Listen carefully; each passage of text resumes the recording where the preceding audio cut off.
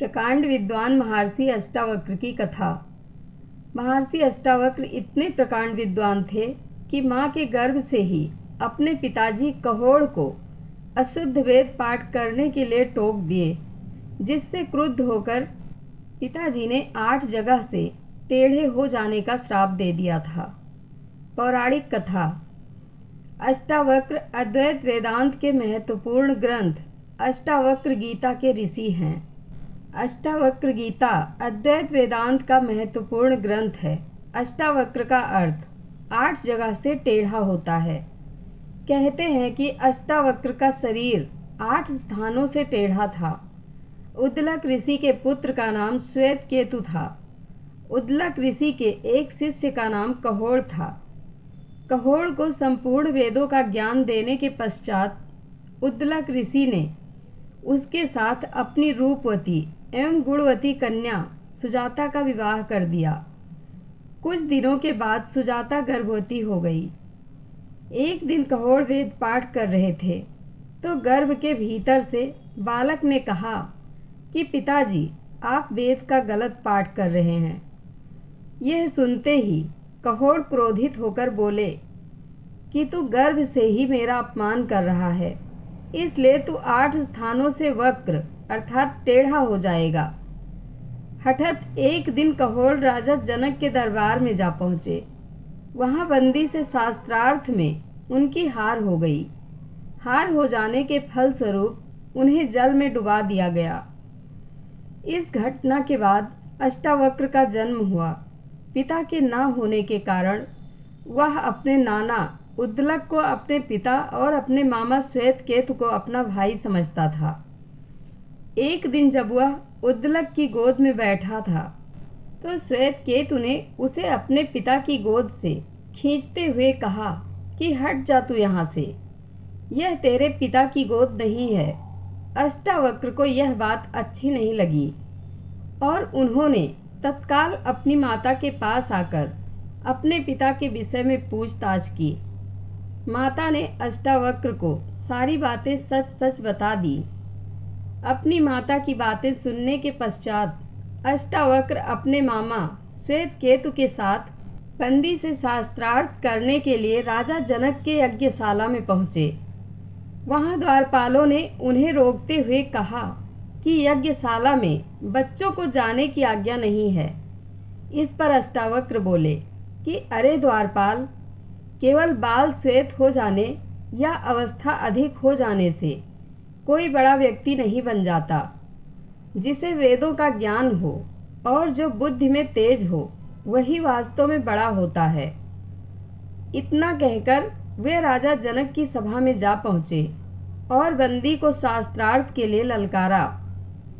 राजा जनक ने अष्टावक्र की परीक्षा लेने के लिए पूछा कि वह पुरुष कौन है जो 30 अवयव, 12 अंश, 24 पर्व और 360 अक्षरों वाली वस्तु का ज्ञानी है।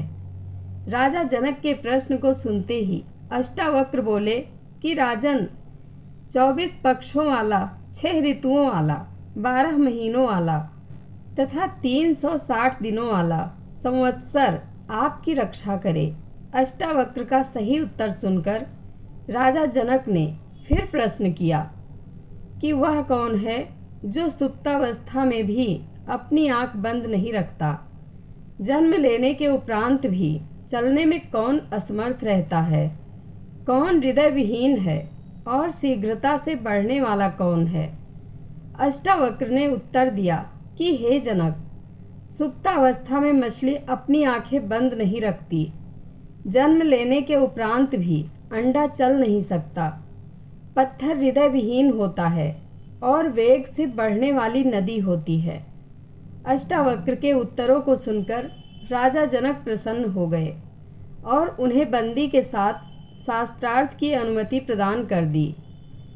बंदी ने अष्टावक्र से कहा कि एक सूर्य सारे संसार को प्रकाशित करता है। देवराज इंद्र एक ही वीर हैं तथा यमराज भी एक हैं। अष्टावक्र बोले कि इंद्र और अग्निदेव 2 देवता हैं। नारद तथा पर्वत 2 देवर्षि हैं। अश्विनी कुमार भी 2 ही हैं। रथ के 2 पहिए होते हैं और पति पत्नी 2 सहचर होते हैं। बंदी ने कहा कि संसार 3 प्रकार से जन्म धारण करता है। कर्मों का प्रतिपादन 3 वेद करते हैं, तीनों काल में यज्ञ होता है तथा 3 लोक और 3 ज्योतियां हैं। अष्टावक्र बोले कि आश्रम 4 हैं, वर्ण 4 हैं, दिशाएं 4 हैं और ओंकार, आकार, उपकार तथा मकार ये वाणी के प्रकार भी 4 हैं। बंदी ने कहा कि यज्ञ 5 प्रकार के होते हैं। यज्ञ की अग्नि 5 है, ज्ञानेंद्रियां 5 हैं, 5 दिशाओं की अप्सराएं 5 हैं, पवित्र नदियां 5 हैं तथा पंकित छंद में 5 पद होते हैं। अष्टावक्र बोले कि दक्षिणा में 6 गौए देना उत्तम है। ऋतुएं 6 होती हैं, मन सहित इंद्रियां 6 हैं, कृतिकाएं 6 होती हैं और साधस्क भी 6 ही होते हैं। बंदी ने कहा कि पालतू पशु 7 उत्तम होते हैं और वन्य पशु भी 7 ही। 7 उत्तम छंद हैं, सप्तऋषि 7 हैं और वीणा में तार भी 7 ही होते हैं। अष्टावक्र बोले 8 वसु हैं तथा यज्ञ के स्तंभक कोण भी 8 होते हैं। बंदी ने कहा कि पितृ यज्ञ में संविधा 9 छोड़ी जाती है, प्रकृति 9 प्रकार की होती है तथा बृहति छंद में अक्षर भी 9 ही होते हैं। अष्टावक्र बोले कि दिशाएं 10 हैं, तत्वज्ञ 10 होते हैं, बच्चा 10 माह में होता है और दहाई में भी 10 ही होता है। बंदी ने कहा कि 11 रुद्र हैं, यज्ञ में 11 स्तंभ होते हैं और पशुओं की 11 इंद्रियां होती हैं। अष्टावक्र बोले कि 12 आदित्य होते हैं, 12 दिन की प्रकृति यज्ञ होता है, जगती छंद में 12 अक्षर होते हैं और वर्ष भी 12 मास का ही होता है। बंदी ने कहा कि त्रयोदशी उत्तम होती है, पृथ्वी पर 13 द्वीप हैं। इतना कहते कहते बंदी श्लोक की अगली पंक्ति भूल गए और चुप हो गए। इस पर अष्टावक्र ने श्लोक को पूरा करते हुए कहा कि वेदों में 13 अक्षर वाले छंद अति छंद कहलाते हैं और अग्नि, वायु तथा सूर्य तीनों 13 दिन वाले यज्ञ में व्याप्त होते हैं। इस प्रकार शास्त्रार्थ में बंदी की हार हो जाने पर अष्टावक्र ने कहा कि राजन, यह हार गया, अतएव इसे भी जल में डुबोया जाए। तब बंदी बोला कि हे महाराज, मैं वरुण का पुत्र हूँ और मैंने सारे हारे हुए ब्राह्मणों को अपने पिता के पास भेज दिया है। मैं अभी उन सबको आपके समक्ष उपस्थित करता हूँ। बंदी के इतना कहते ही बंदी से शास्त्रार्थ में हार जाने के पश्चात जल में डुबोए गए सारे ब्राह्मण जनक की सभा में आ गए, जिनमें अष्टावक्र के पिता कहोड़ भी थे। अष्टावक्र ने अपने पिता के चरण स्पर्श किए। तब कहोड़ ने प्रसन्न होकर कहा कि पुत्र, तुम जाकर समंगा नदी में स्नान करो, उसके प्रभाव से तुम मेरे शाप से मुक्त हो जाओगे। तब अष्टावक्र ने इस स्थान में आकर समंगा नदी में स्नान किया और उनके सारे वक्र अंग सीधे हो गए। जय श्री हरि। कथा अच्छी लगे तो कमेंट बॉक्स में अपनी राय जरूर दें।